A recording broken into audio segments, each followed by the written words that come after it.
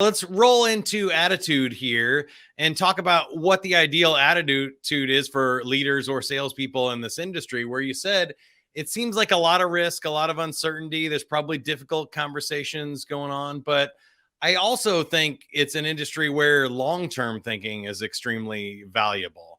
That a lot of these things seem to be short-term issues that if we look further out, everything will be okay. Buildings won't sit empty for very long. The property values will continue to rise over time, right? What do you think? You have to have long-term thinking. It's hard to do when you're looking at your balance sheet and you don't like the way it looks, or your income statement and you don't like the way that it works. I think people that go to the construction industry, the project managers, executives, estimators, owners, they are great, really good-hearted people that have to deal with some very scary situations. First of all, there is a lot of stress when it comes to a construction project, and that is become a problem in the industry. The amount of stress that people are dealing with. When you're an owner, we first have to look at that construction owner, that business owner, whether it's a plumber, it's an electrician, it's a general contractor. They are constantly fighting to make money. And if you're not very good at what you do, one mistake could be the difference between your business making money that year and losing money that year and having to lay people off. That is a lot to put on an owner, but that's what they go through every day. So we got to keep that in mind. And then we have owners of projects, and they have investors, and they have a lot of stress on them in a lot of cases. They have a certain budget. There's this old saying, right? There's never enough money to do the project right the first time, but there's always enough money to do it over. So we first have to understand where they're coming from. But the attitude that leads to, Mike, is one where, it's, if you remember the Corona commercials, the most interesting man. I don't always statement, but there's that, in construction that might sound something like, I don't always bid low, but when I do, I bring plenty of change orders with me.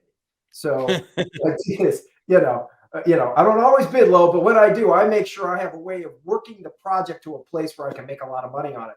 The problem is that attitude is fundamentally unsound, but it comes from a place of fear and survival. And to think differently for some people is they just won't do it.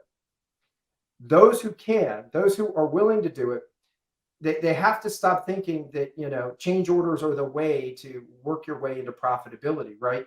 Change orders are really the gift that keeps on taking. It takes away from your relationships. It takes away from trust. It takes away from integrity. Takers take trust. And in the construction industry, if you are trusted, you are gold. But the minute you're a litigious person, you're a problem maker, it's all about you and what you can get, boy, the industry figures you out quickly. And then the only projects you can get are the ones that really aren't great projects that constantly keep you in a state of fear. We have to change that attitude. So the Sandler rule is really about, the only way to win is to help your client win. You have to understand that you've got to look out for them making money, them being successful. You will make money if you do that, but you got to stop fighting with clients and squeezing for profits. And I don't mean just, if I'm a general contractor, I'm the one who's paying the plumber, the roofer, the mechanical. I'm paying for all that. If I late pay them, if I squeeze them because my owner's squeezing me because I need to make a profit, I'm ultimately going to burn all the relationships. It's very short-term thinking, and you said it. We've got to get that attitude of long-term thinking, but this is some of the stuff that we really have to change our attitude about. We have to be willing to suspend disbelief. And we have to have the attitude that there are plenty of great projects where we can make money on those projects. And there's more of those than we can take. And I have to have that attitude because if I give my people bad projects, it's going to stress them out. And now I'm going to have other employee morale issues I'm going to have to deal with. So that's a little bit of that.